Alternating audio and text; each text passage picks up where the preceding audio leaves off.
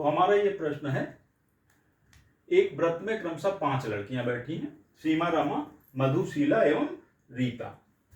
एक दूसरे की ओर मुंह करके बैठी हैं। अब उसके बाद प्रश्न शुरू होता है। शीला के दाईं ओर मधु है, तो इसमें कहीं भी आप शीला को बैठा लीजिए, यहां बैठा लेते हैं। शीला के दाईं ओर मधु है, इसका मतलब मधु किधर होगी? शीला के दाईं ओर। दाईं ओर घड़ी की विपरीत दिशा, ये दाहिना हाथ हमारा इधर होगा। ठीक, तो दाईं ओर मधु है। लड़के गलती क्या करते हैं, तुरंत ही शीला के बगल में उसको बैठा देंगे मधु को, गलत हो जाएगा। जी देखिए, हमारे एक पंक्ति में हम खड़े हुए हैं और हमारे दाहिनी तरफ रमाकांत जी है। तो हमारे दाहिनी तरफ अगर रमाकांत जी हैं तो लाइन में कई लोग खड़े हुए हैं। अब रमाकांत जी दाहिनी तरफ कहां खड़े हैं? हमारे बिल्कुल बगल में नहीं, दाहिनी तरफ कहीं भी हो सकते हैं। तो इसका मतलब यह नहीं हो जाता कि दाहिनी तरफ अगर उन्होंने कहा कि शीला के दाहिनी तरफ मधु है तो हम उसे प्रथम स्थान पर बैठा देंगे, नहीं, ये पक्का नहीं। मधु का स्थान ही नहीं तय है कहां बैठेगी, लेकिन ये पक्का है कि शीला के दाहिनी तरफ ही कहीं बैठेगी। तो भाई मधु को अभी जब स्थान नहीं पक्का होता हमारा, तो उसको हम अलग रख लेते हैं। हमने मधु को यहां रख लिया और हमें यह पता चल गया कि ये बैठेगी दाहिनी तरफ। ठीक, बाईं ओर रीता बैठी, बाईं ओर रीता बैठी है, ठीक है, स्थान 5 है। बाईं ओर यहां भी बैठ सकती, यहां भी बैठ सकती, यहां भी बैठ सकती, कहीं भी बैठ सकती है। तो भाई रीता को भी हमने क्या करा, बाहर लिख लिया। अभी रीता का भी स्थान पक्का नहीं है। ठीक है, अब हम आगे बढ़ते हैं, फिर क्लियर होगा। रमा मधु और सीमा के बीच में बैठी है।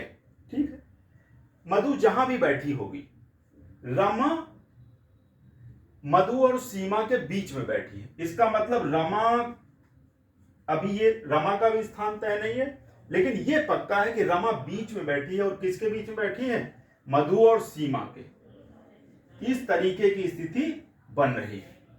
ठीक है, लेकिन स्थान अभी ना इनका पक्का है किसी का, ना इनका पक्का है। यह पक्का है कि मधु शीला के दाहिनी तरफ और रीता शीला के बाईं तरफ है। ठीक है, अब हम आगे बढ़ते हैं। अभी तक नहीं पक्का हो पा रहा है कि कौन कहां बैठेगा।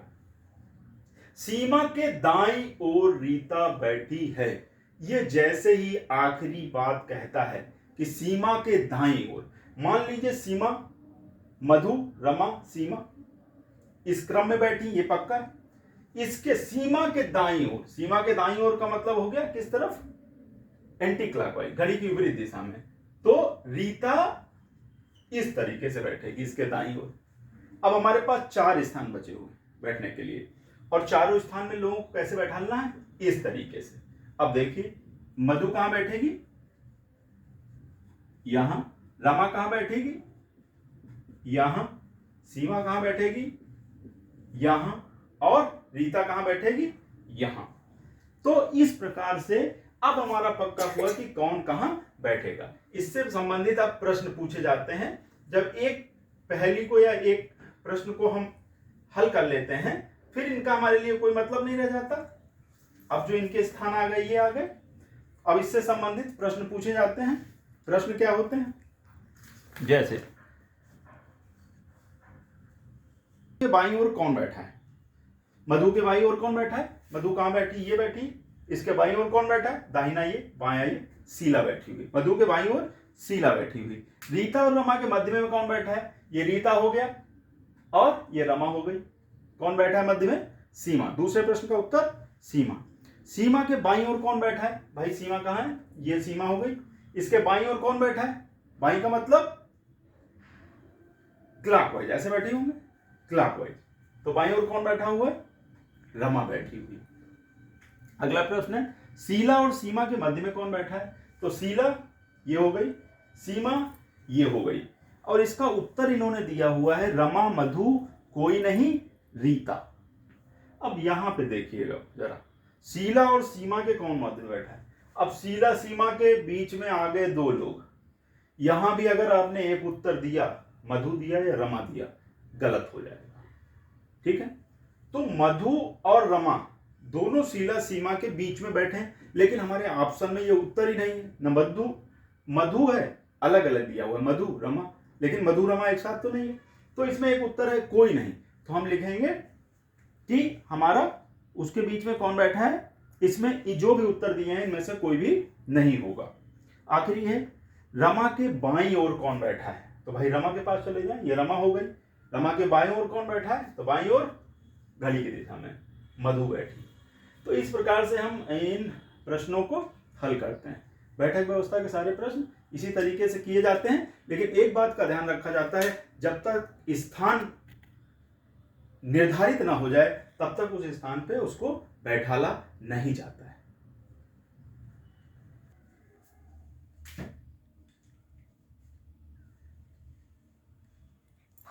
अब हम एक दूसरे उदाहरण के माध्यम से छोटा बड़ा या ऊपर नीचे की जो बैठक व्यवस्था है उसको समझते हैं। एक पिता के 5 पुत्र हैं, RSTU और V। एक पिता के 5 पुत्र हैं RSTUV। इसमें दिया हुआ है, अब शर्तें सुनिएगा, TU से बड़ा है, ध्यान दीजिएगा जरा, TU से बड़ा है। भाई U छोटा हो गया तो U को हम ऐसे लिख लेते हैं, TU से बड़ा है तो T को कहां लिख दें, कहीं भी लिख दें, कोई जरूरी नहीं कि कहां पे लिखना, ठीक है ना। ये इससे बड़ा है, ठीक है, आगे बढ़ते हैं। बड़ा है और यस से छोटा है। T जो है वो U से बड़ा है और यस से छोटा है, तो भाई यस से छोटा हो गया, ये लो यस ऊपर हो गया, जो बड़ा है वो ऊपर रहेगा, जो छोटा है वो नीचे रहेगा। तो T जो है U से बड़ा है और यस से छोटा है, तो ये हमारी बन के तैयार हो गई। अब हम आगे बढ़ते हैं। यस R और T से बड़ा है, बस अब यहां ध्यान दीजिएगा जरा, यस जो है वो R और T से बड़ा है। अब आप गलती क्या करेंगे ये देखिएगा, जैसे उसने कहा कि यस R और T से बड़ा है, आप धन से क्या करेंगे, यहां उठा के R को रख देंगे, बस हो गया गलत। ये यस R और T से बड़ा है तो T से तो बड़ा पहले से दिख रहा है, अब R से जो बड़ा है तो R अगर यहां रहेगा तब भी यस इससे बड़ा है, R यहां रहेगा तब भी इससे बड़ा है, R यहां रहेगा तब भी इससे बड़ा। हम आपको पहले ही बता चुके हैं कि अगर किसी का स्थान निश्चित ना हो तो हम उसको संभावित स्थान पे रख लेते हैं। जैसे यस से R छोटा है, ये पक्का हो गया, ठीक। तो R को हमने यहां कहीं भी रख दिया कि भाई हमें ये नहीं पता कि ये कहां रखा जाएगा, ठीक। तो R को हमने अलग रख दिया, लेकिन ये पक्का है कि यस से छोटा है, उसमें कोई डाउट नहीं। अब आगे बढ़ते हैं। फिर आगे सवाल में कहा गया है कि यस R और T से बड़ा है लेकिन V से छोटा है। ये यस R और T से बड़ा है, यस जो है हमारा R और T से बड़ा है लेकिन V से छोटा है, तो ये पक्का हो गया कि V से जो है हमारा यस ये क्या है, छोटा है, क्या है, छोटा है, ठीक है। V से जब पक्का हो गया कि V से हमारा यस छोटा है तो हमने V को ऊपर लिख दिया। अब आगे बढ़ते हैं।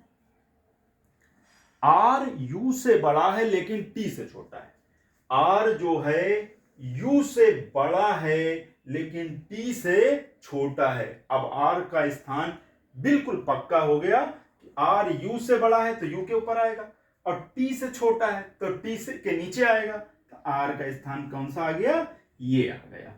अब सभी के स्थान तय हो गए, पांचों जो भाई हैं उन पांचों भाइयों के स्थान तय हो गए कि सबसे बड़ा कौन है V, सबसे छोटा कौन है U। आइए इसके प्रश्नों को हम जानते हैं। सबसे बड़ा पुत्र कौन सा है, भाई बड़ा पुत्र कौन सा होगा, V। सबसे छोटा पुत्र कौन सा है, छोटा पुत्र कौन सा होगा, U। फिर ये है मध्य क्रम का कौन सा पुत्र है, तो मध्य क्रम में कौन सा आ जाएगा, 2 ऊपर 2 नीचे, T।